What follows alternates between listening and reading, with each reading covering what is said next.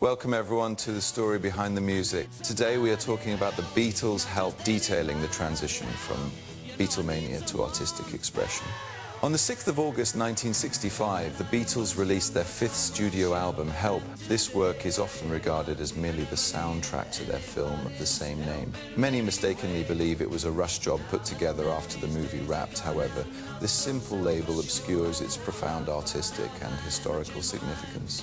From a music history perspective, Help is not merely film music, but a crucial bridge album, connecting the band's early commercial pop success with their later introspective and experimental output. It marks a shift in the Beatles' creative focus, moving from solely catering to the frenzy of Beatlemania towards a more personal and artistically deeper expression.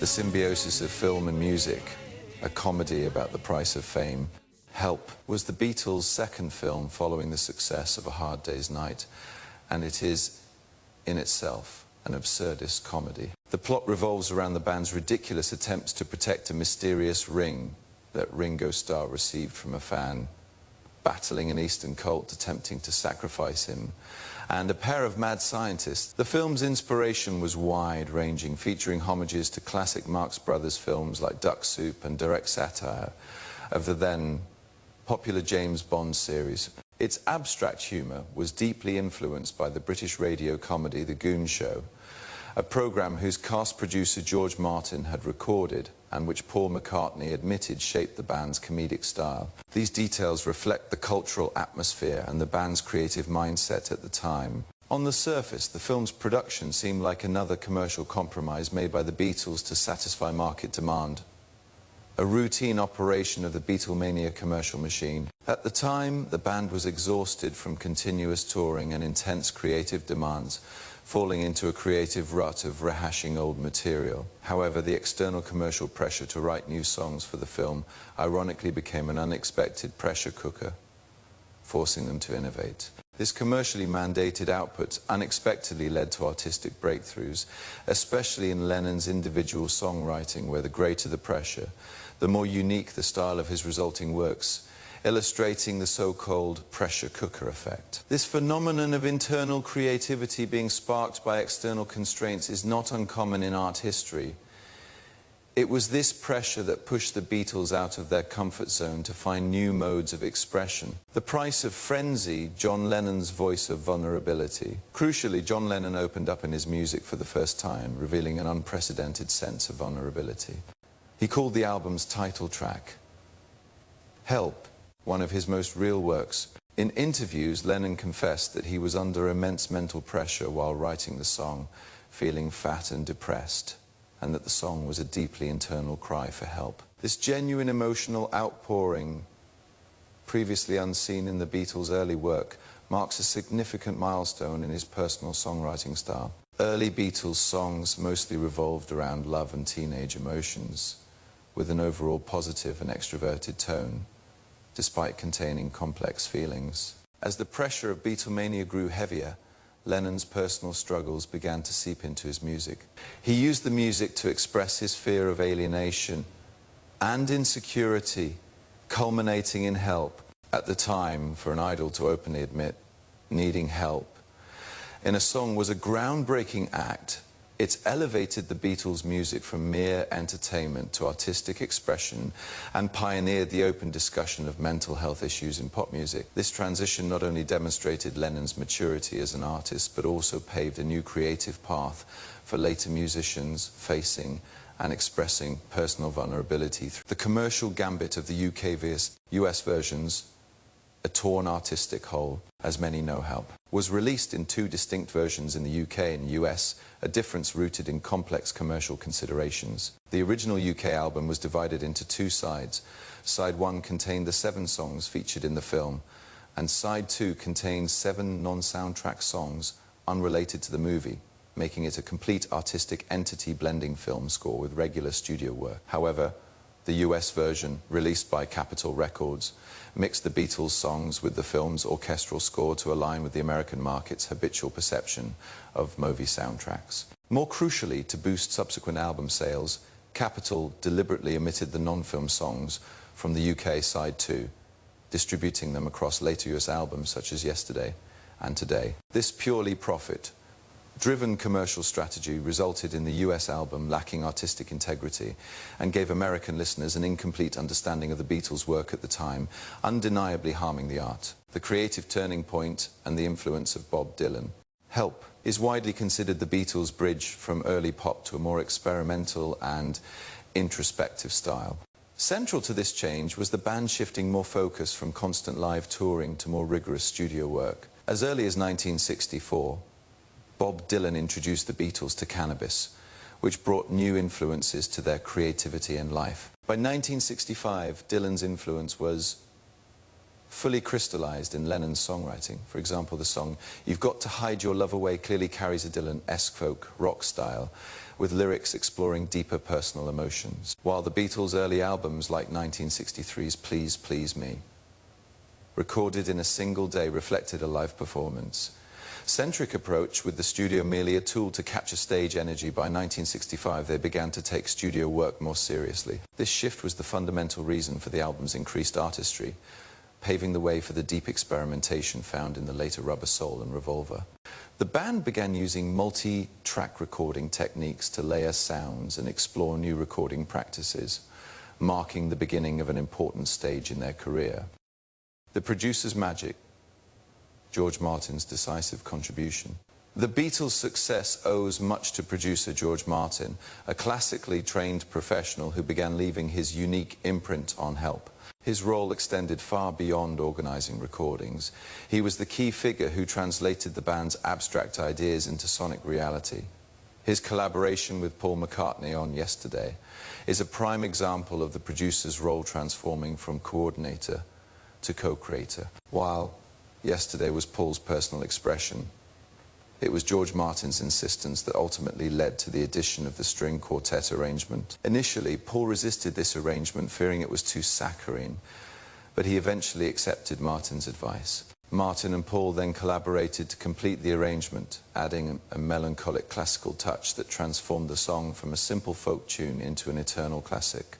This not only demonstrated Martin's unique insight as a producer, but also showed that during the Beatles' mature period, the producer was no longer just a technician, but an essential partner in pushing artistic boundaries. This close cooperation formed the basis for all later groundbreaking works and was a key sign of the band's maturation. Recording technology experiments, strings, flute and acoustic sound. Technological innovation was another highlight of this album.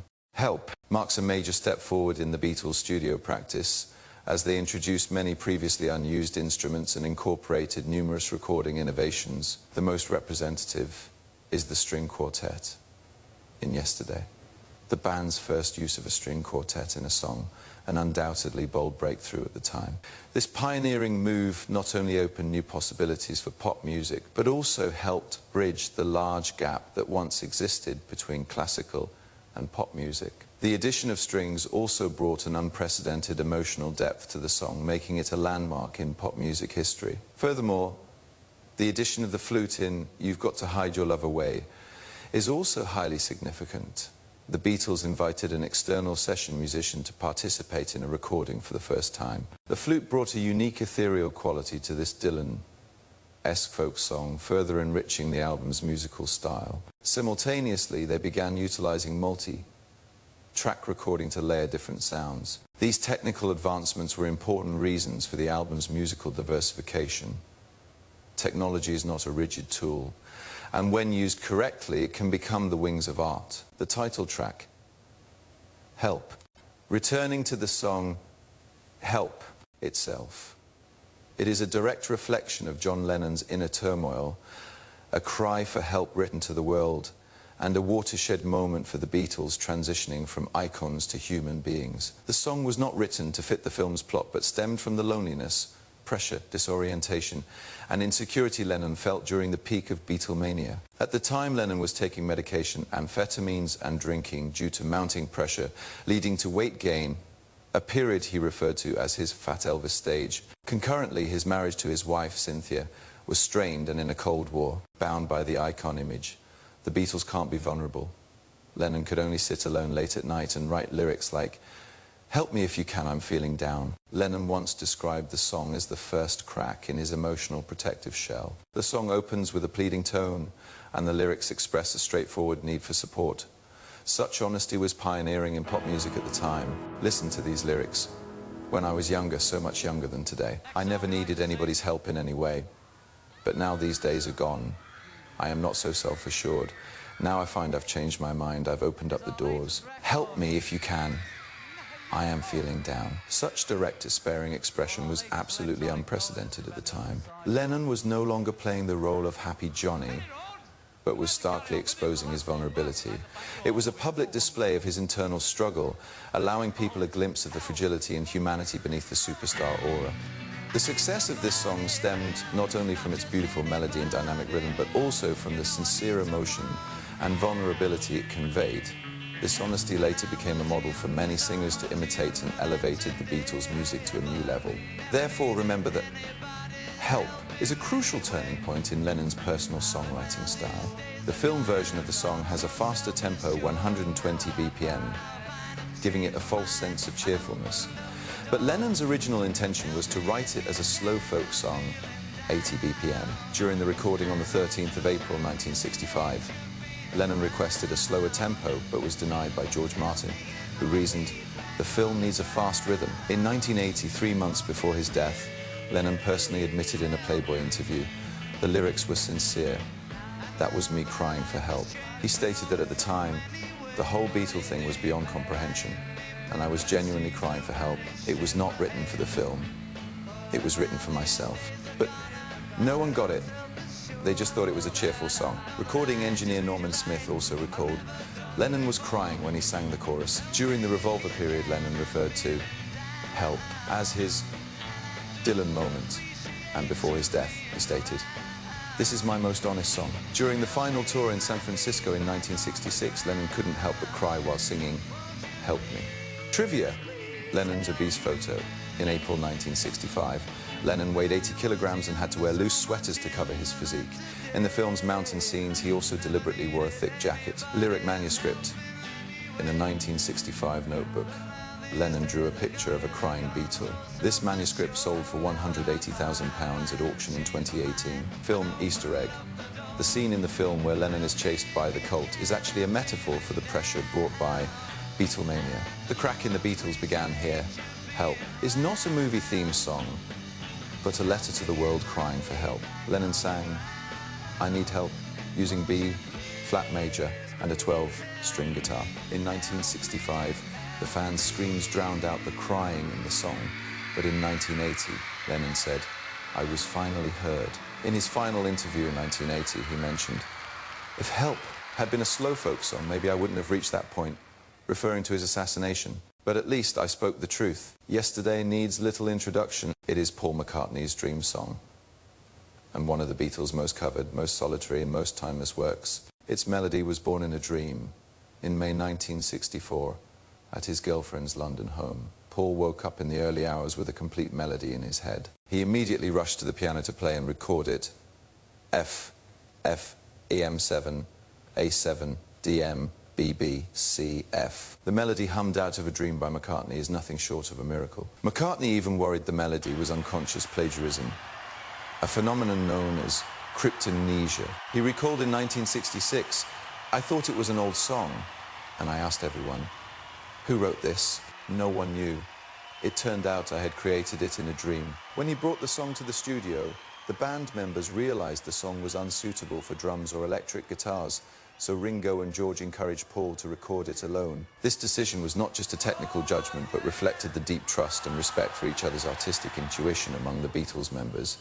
This trust allowed Paul to express himself boldly without fear of it being seen as a sign of going solo. From May 1964 to January 1965, the song was in the scrambled eggs phase. Paul hummed it with temporary lyrics. Scrambled eggs, oh my baby, how I love your legs, Lennon joked.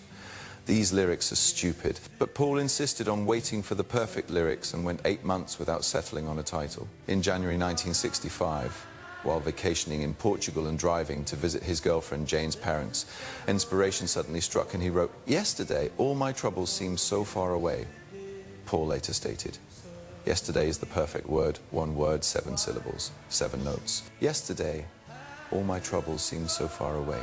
Now it looks as though they're here to stay. Oh, I believe in yesterday. Suddenly I am not half the man I used to be. T here is a shadow hanging over me.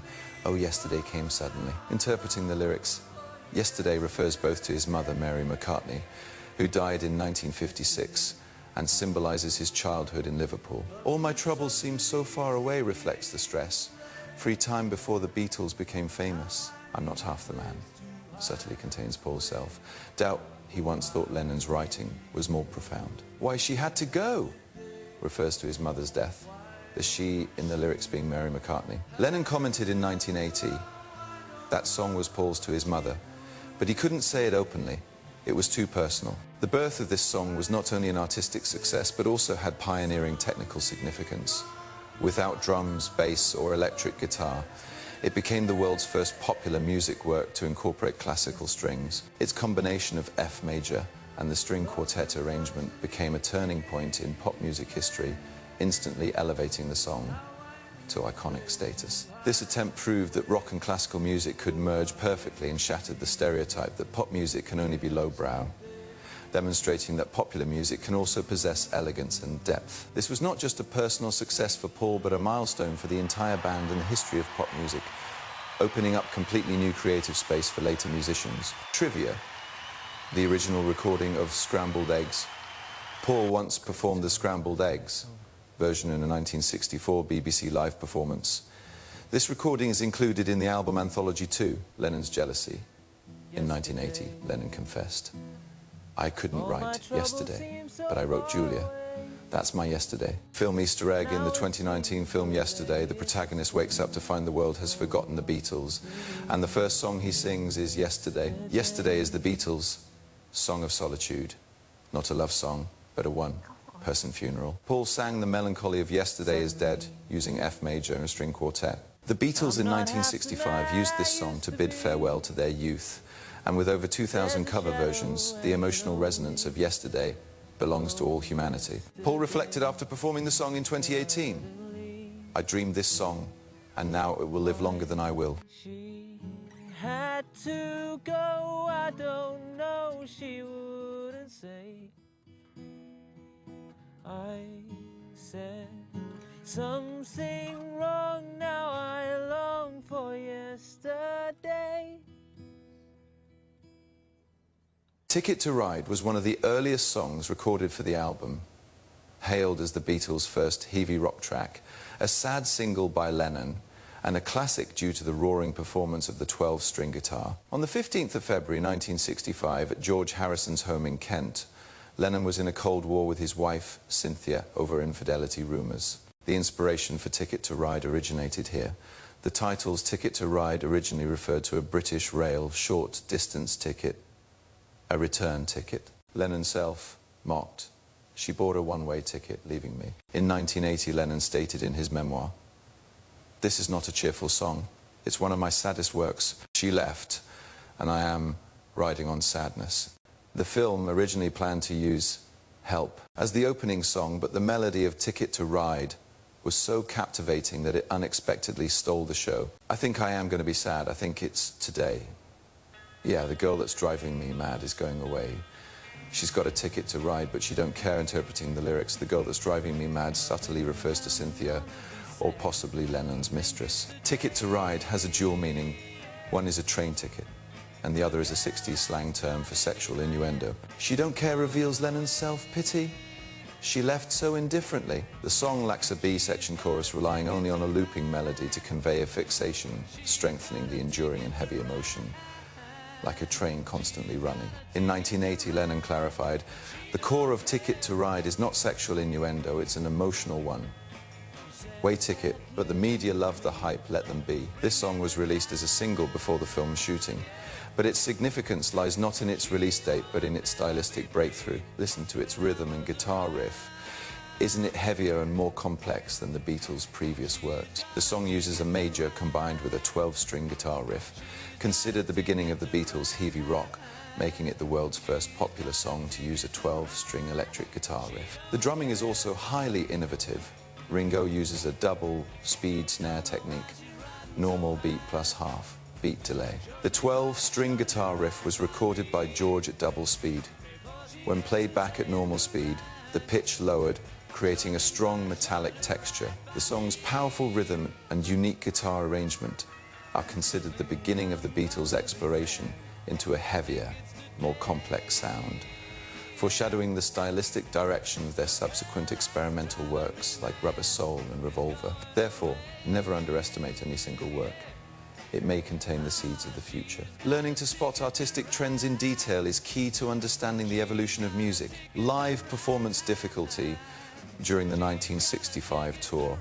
Because the 12-string guitar riff was too complex, George had to substitute a 6-string guitar. The best live version of the song was performed at the Budokan in Tokyo in 1966.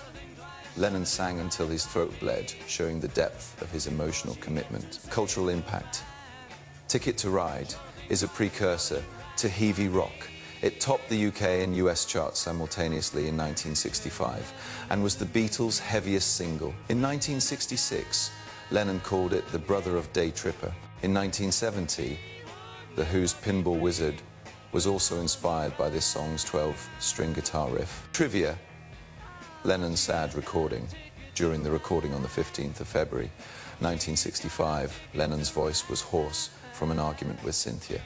The night before, George Martin recalled, he sang like he was crying. 12-string guitar auction. The Rickenbacker 360 12ths guitar used by George sold for £568,000 at auction in 2016. Film Easter egg: the outtakes of the Beatles falling while skiing in the film's mountain scenes are included in the DVD's bonus features. Ticket to Ride is the Beatles' heavy turn.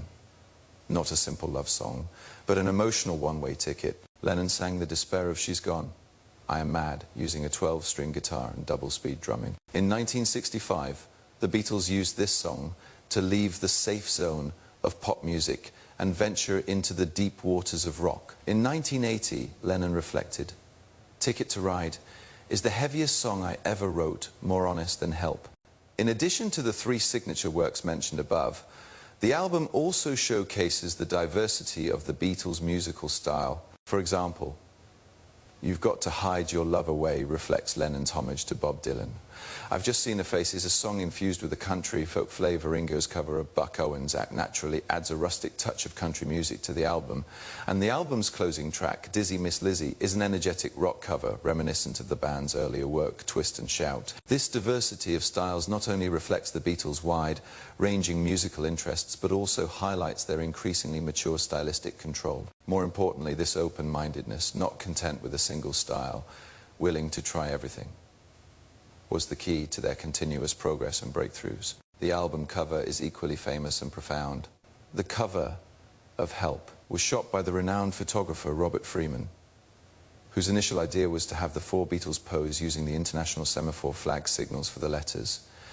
H-E-L-P, an inspiration that came from seeing the members playing and waving their arms in the snow while shooting the film scenes in the Austrian Alps. However, during the actual shoot, Freeman found that the strictly correct semaphore poses did not look beautiful and appeared clumsy in composition. Therefore, he decided to abandon faithful adherence to the semaphore rules and instead had the members pose in the most visually harmonious positions. Consequently, the poses on the UK cover spell out and UJV, and the US version, due to Capitol Records rearranging the members' positions, spells out and VUJ. To achieve a better compositional effect, Freeman even reversed some of the photos, which resulted in John, George and Ringo's jacket buttons appearing on the wrong side on the final cover. These details demonstrate that Freeman was willing to abandon literal meaning in pursuit of aesthetic perfection. Freeman's decision to sacrifice reality for beauty is not just a simple design anecdote. It perfectly echoes the Beatles' transition in musical creation from commercial songs to artistic expression. In the Beatles' early days, album covers were mostly straightforward promotional photos, with the core purpose being for fans to recognize the band members at a glance. The cover of Help, however, suggests that visual aesthetics and artistic composition have superseded literal meaning. This is perfectly synchronous with their musical shift from functional songs, tailored for the film, to artistic works infused with personal emotion and experimentation. This misinterpreted semaphore ironically became a powerful, silent, artistic declaration. It symbolizes the Beatles and their artistic team redefining the relationship between form and function. They were no longer content with providing recognizable commercial products, but began exploring how to convey deeper artistic concepts through form itself. In a sense, the meaningless new JV on the cover is the perfect symbol of the artistic breakthrough achieved in the music of Help. The album's value can be substantiated by data and honors. Commercially, Help quickly garnered widespread critical acclaim upon release and topped the music charts in the UK, US, Germany, Australia and other countries, achieving huge commercial success. Artistically, it gained mainstream recognition. In 1966, the album was nominated for a Grammy Award for Album of the Year, the first time a rock band had received this honor, marking the formal acknowledgement of rock music's artistic status by mainstream critics. Furthermore, in Rolling Stone magazine's 2020 ranking of the 500 greatest albums of all time, Help ranked 266th, a testament to its unshakable historical standing. Never again believe that the Beatles only sang out of tune love songs. They genuinely propelled the development of musical art. In summary, Help is widely recognized as the Beatles' watershed album. It is not the end of an artistic career, but a new beginning, a bridge leading to revolutionary works like Rubber Soul and Revolver. The album's attempts at folk, rock, string arrangements, and the exploration of personal themes all foreshadowed the Beatles' future musical direction. It liberated the band from the commercial constraints of Beatlemania, allowing them the freedom to explore new artistic possibilities in the studio. This transition profoundly impacted the development of rock music. It proved that popular music could not only entertain the masses, but also carry more complex ideas and richer forms of artistic expression, that popular music could also have depth. The legacy of Help is profound and enduring. Yesterday became one of the most covered songs in music history, and the successful use of the string quartet pioneered the fusion of rock and classical music, making the pop music world aware of the immense potential of string instruments in arrangement. The title track, Help, with its message of sincerity and vulnerability, set a new standard for later songwriting, inspiring countless musicians to express deeper personal emotions through their work. It is not only a sign of the Beatles' artistic maturity, but also injected a new narrative dimension into the entire pop music scene, making music not just a stacking of melodies, but a carrier of emotion and thought. The spirit of innovation and cultural shift represented by the album continues to influence generations of artists and listeners, cementing the Beatles' status as one of the most influential and beloved bands of all time. In conclusion, the Beatles' Help album holds an unshakable place in music history. It is not only the successful soundtrack to the film of the same name, but also a landmark work that embodies the band's artistic transition, personal growth, and studio technology breakthroughs. The album reflects the profound process of the Beatles shifting from a commercial machine-driven pop phenomenon to a creative entity with deep introspection and artistic self-awareness. Lennon's genuine cry for help, McCartney's artistic experimentation, and George Martin's innovative production collectively shaped this album into a multi-layered artistic declaration. The wrong semaphore on the album cover was not accidental. It perfectly and symbolically echoed the band's musical transition from literal meaning to artistic aesthetics. Help is far from being as simple as it appears on the surface. It is a historical artistic declaration. It proves that the Beatles' creativity could still flourish under immense pressure, and it foreshadowed their immense future musical achievements. The artistic and technical legacy it pioneered continues to influence music creation worldwide, further solidifying the Beatles' immortal status in popular culture and music history.